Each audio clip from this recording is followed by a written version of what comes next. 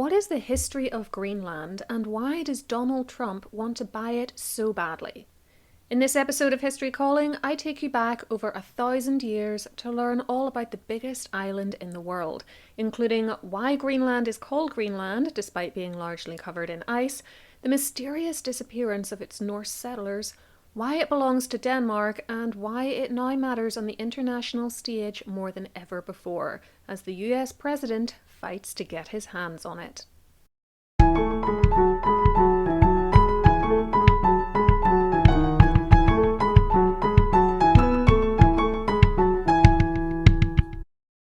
The formation of Greenland over tens of millions of years can be seen in this NASA video, which shows how Earth's tectonic plate movement formed the island.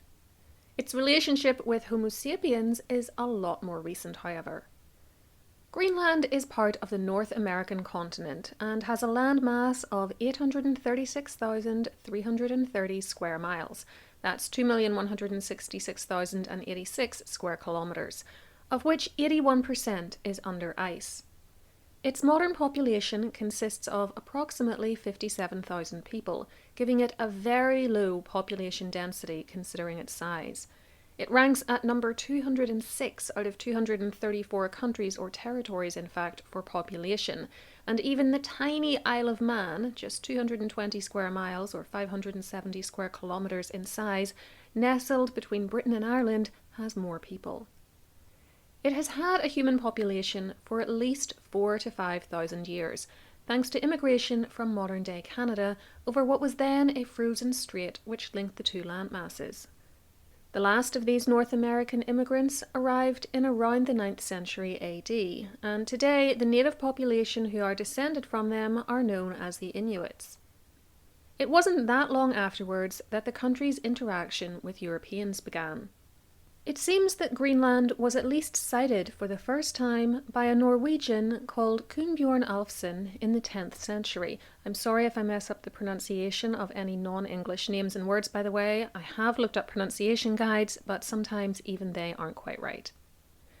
The more famous European associated with the island during this period, though, is Erik the Red, probably named for the colour of his hair or possibly his temper.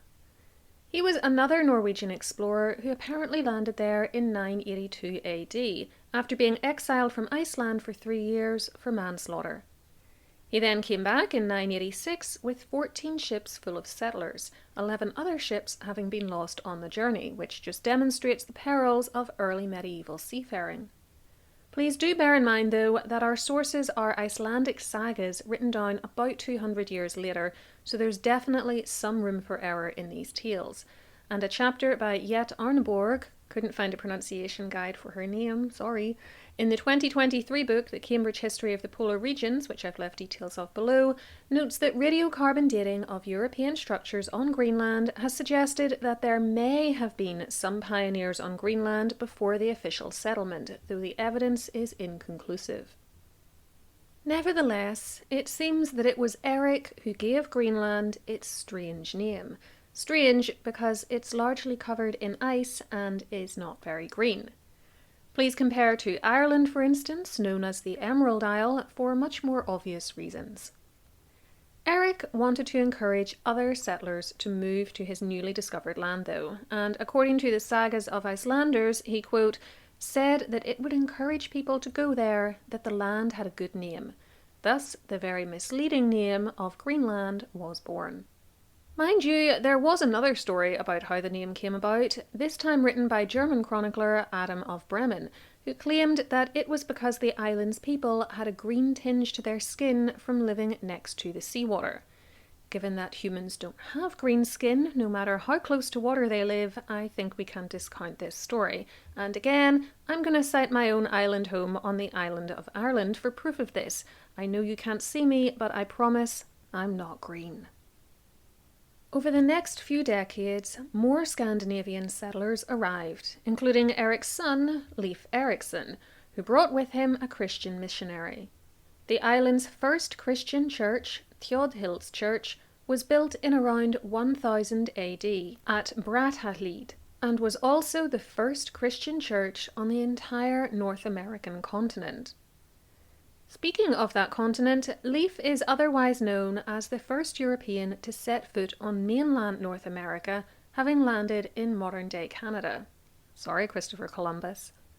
These Norwegian colonists and their descendants continue to live in Greenland for centuries in two settlements known as the East and West settlements, and in 1261 the country's parliament acknowledged the King of Norway as their leader and his right to collect taxes from the Greenlanders. As well as the Christian religion, the settlers maintained other cultural links to Europe. The language they spoke was West Norse, and their clothing followed Western European trends. Population growth was slow, but estimates number the Norse people at about 2,000 to 3,000 individuals by the second half of the 13th century. By the mid-14th century, though, these settlements were in decline, and the western one was abandoned. Soon, trade between Norway and Greenland fell away too. At some point in the 15th century, the Norse colonists disappeared, leaving behind ruined buildings, some of which still exist today.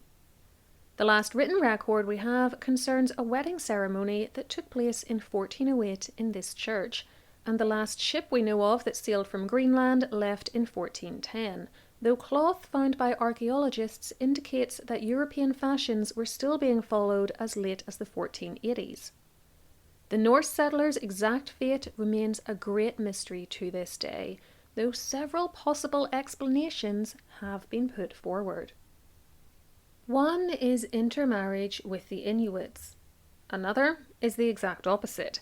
It suggests extermination at their hands. Then there's the theory that pirate attacks were to blame, and/or a slow decline due to harsh environmental conditions, climate changes spurred on by the eruption of the Samalas volcano in Indonesia in 1257, and the effects of overgrazing the land have all been suggested at various points as possible explanations. I will say that intermarriage seems unlikely. DNA studies have found no evidence that present-day Greenlanders are descended from Norse Vikings, and the written records we have indicate hostile relations between the two groups. Whatever the answer, there was first reduced, then basically no contact between Europe and the Scandinavian settlers in Greenland during the 15th century, though the island was not forgotten and appeared on a world map created by Martin Waldseemüller as early as 1507.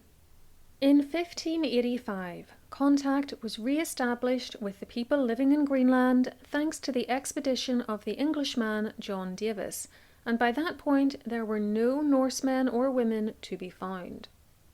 In 1605 to 1607, King Christian IV of Denmark then sent his own expeditions which brought back Inuit people to Copenhagen as prisoners. By this point, Europeans were also in search of the elusive Northwest Passage through the Arctic Circle, meaning a route between Europe and Asia which would shorten the sailing distance between these continents by removing the need to go through the Mediterranean Sea, Suez Canal, and Indian Ocean. Historically, however, the presence of immense quantities of ice for much of the year has rendered the Northwest Passage so dangerous to ships that it has been essentially unusable. Remember that fact because it'll become important later on. Contact between the Inuit and the Europeans continued over the succeeding centuries. In fact, it never broke down again. And in the early 1720s, Danish-Norwegian missionary Hans Egede recolonized the island on behalf of the joint crown of Norway and Denmark, staying there for 15 years. Eventually, in 1814, the union between the Danish and Norwegian crowns was ended, leaving Greenland under the control of Denmark only, a situation which continues to this day despite an attempt by Norway in 1931 to reclaim at least part of the island. In that instance, the Permanent Court of International Justice ruled that Greenland belonged to Denmark, and Norway accepted this. However, the Nazis did not, and 9 years later they occupied the country in 1940. A year after that, the US occupied it as well, with permission from the Danish minister to the US, though he had acted without authorization from the Danish government. It's probably worth pointing out here that Denmark had been occupied by the Nazis too, so its government was no longer autonomous. The Germans were finally forced out of Greenland in 1944, and America has maintained a military presence there ever since. with President Harry Truman even offering to buy it from Denmark in 1946 for $100 million in gold bars, in order to further secure America's military presence there. This offer was refused, but continued interaction with the States meant that Greenland's economic and social isolation from the rest of the world, which Denmark had maintained for centuries, was now over. During the Cold War, America was allowed to expand its Thule Air Base, and in 1953 Greenland was formally adopted into the Kingdom of Denmark, rather than continuing to be a colony. This meant that it was also brought in to the European Economic Community market in 1973, despite the objections of most of its population. But in 1979 it was granted Home Rule and then voted to leave the EEC 4 years later, which it had done by 1982. Over the past 4 decades, Greenland has pushed harder and harder for full independence, renaming its capital Nuuk rather than Gotthab, adopting its own flag in 1985, and removing Danish as an official language in 2009. Still, it remains heavily reliant on Denmark for money, with a block grant from the kingdom which stood at $750 million in 2019 and made up 30% of Greenland's GDP and 60% of its public spending. This would disappear in the event of independence, as would Denmark's responsibility for the island's security and foreign affairs, and access to the Danish welfare state, including medical treatment. Denmark has not always treated the Greenlanders well, though, and there have been scandals over the past 60 years involving huge swathes of the island's female population of childbearing age being fitted with contraceptive devices between 1966 and 1970, sometimes without their knowledge or consent, and Greenlanders' children being effectively kidnapped in the 1960s and 70s and taken to Denmark for adoption. That brings us to the final section of this video: Donald Trump's desire to buy Greenland, which he expressed during his first term of office and brought up again as soon as he was back in office in 2025. But why does the US president want it? The answer seems to lie mainly in a combination of security and economic issues, and I say seems because Trump is known to make conflicting statements on a whole host of topics actually, so really, who knows what's going on in his mind. To quote a Forbes article from January 2025, economically, Greenland is rich in untapped rare earth elements such as dysprosium, neodymium, europium, and yttrium, critical materials for AI hardware, quantum computing technologies, renewable energy systems, and advanced defense equipment. The Tanbreeze project alone contains an estimated 28 million tons of rare earth oxides, nearly 30% being heavy rare earth elements. These resources could significantly reduce US reliance on China, which currently controls over 80% of global rare earth element production. Then there's the Northwest Passage. While it was once virtually unusable due to ice, climate change is, well, changing that.